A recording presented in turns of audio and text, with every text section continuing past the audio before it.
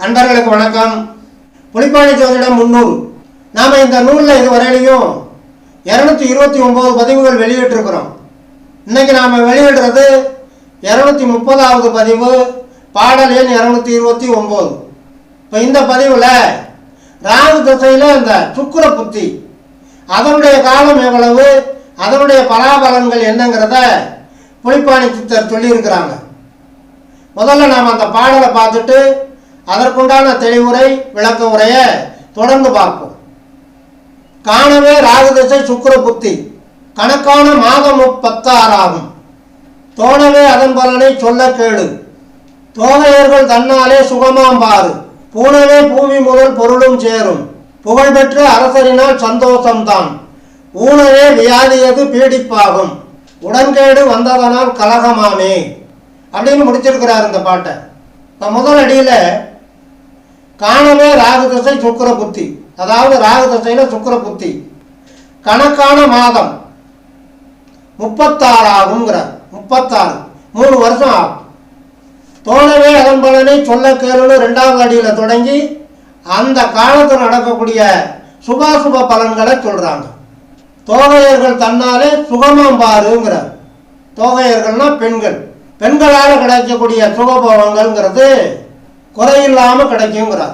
ராகு தசையில் சுக்கிர புத்தி.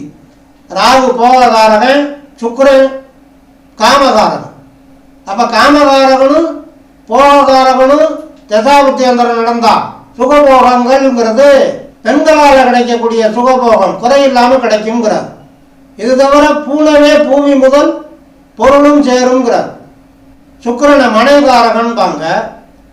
அதனால் அந்த சுக்கிர புத்தி ராகு தசையில் நடக்கிற காலங்களில் அந்த ஜாதகனுக்கு வீடு கட்டக்கூடிய மனை, நிலம் போன்றவை பொருளும் சேரும். ஆபரணங்களெல்லாம் கிடைக்கும். தங்க ஆபரணங்கள், நவரத்ன ஆபரணங்கள்லாம் கிடைக்கும்.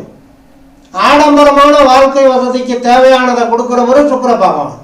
அதனால் அந்த ராகு தசையில் சுக்கிர புத்தி நடக்கிற காலத்தில் அந்த ஜாதகனுக்கு ஆடம்பரமான வாழ்க்கை வசதிக்கு தேவையான சுகபோகம் உள்ள வீடு, வாசல், பூமி, வண்டி, வாகனங்கள் எல்லாம் சேரும்.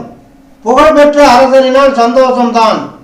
அப்போ அரசாங்க வெகுமதி கிடைக்கும், அரசாங்க உத்தியோகம் கிடைக்கும், அரசாங்கத்தாரால் பாராட்டுகள் கிடைக்கும், அரசாங்கத்தார் கொடுக்கக்கூடிய பட்டயங்கள், விருதுகள் கிடைக்கும். எல்லாம் இந்த ராகு தசை சுக்கிர புத்தியில் கிடைக்குங்கிறார். இறுதி அடியில் தான் இந்த சுக்கிர பகவான்கிட்ட இருக்கக்கூடிய அந்த கெடுபலனையும் சேர்த்து சொல்கிறார். ஊனவே வியாதியது. ஊன் அப்படின்னா உணவு பிரியன் சுக்கிர பகவான். நல்ல ருசியான சாப்பாடு, ஃபாஸ்ட் ஃபுட்டுகள் எல்லாம் வாங்கி சாப்பிட்றதுனால கிடைக்கக்கூடிய வியாதியை சொல்கிறாங்க. வேற ஒன்றும் இல்லை. எச்சரிக்கையாக இருந்தோம்னா அது வர வாய்ப்பே இல்லை. அதை புரிஞ்சுக்கணும். உணவு உண்டாதனால கிடைக்கக்கூடிய பலாபலன் அது வியாதி பீடிக்க வாய்ப்பு உண்டுங்கிறார். உடன்கேடு வந்ததனால் கலகமாமேங்கிறார். ஆரம்பத்திலே சொன்னோம் பாருங்க. போககாரகன் ராகுவுடைய திசை, காமகாரகன் சுக்கிரனுடைய புத்தி. அதனால் வரக்கூடிய கேடு தான் இங்கே நம்ம புரிஞ்சுக்க வேண்டியது. உடன்கேடு வந்ததனால் கலகமாமே. அப்போ ராகு தசை சுக்கிர புத்தி நடத்துகிற காலத்தில் அந்த ஜாதகன் எவ்வளவு யோகியனாக இருந்தாலும் கெட்ட பேர்கள் வரும், உள்ளங்கங்கள் வரும், விவகாரம் வரும், தேவையில்லாத பிரச்சனைகள் உருவாகும், சந்தர்ப்ப சூழ்நிலைகள் அவனுக்கு பாதகமாக அமையும். தேங்காய் திங்கிற ஒருத்தன் தண்டம் கட்டுறவன் ஒருத்தன் சொல்லுவாங்கல்ல, இந்த ஜாதகனை தண்டம் கட்டுறவனை கொண்டாந்து விடும். எவனோ செஞ்ச பழிபாவத்துக்கு இவன் தலையில் குப்பை விழுந்து. இதைத்தான் சொல்கிறது. உடன்கேடு வந்ததனால் கலகமாமே.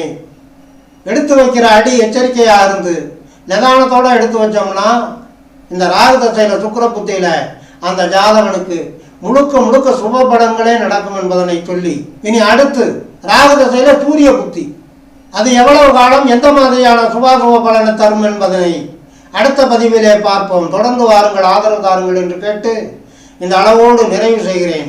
நன்றி, வணக்கம்.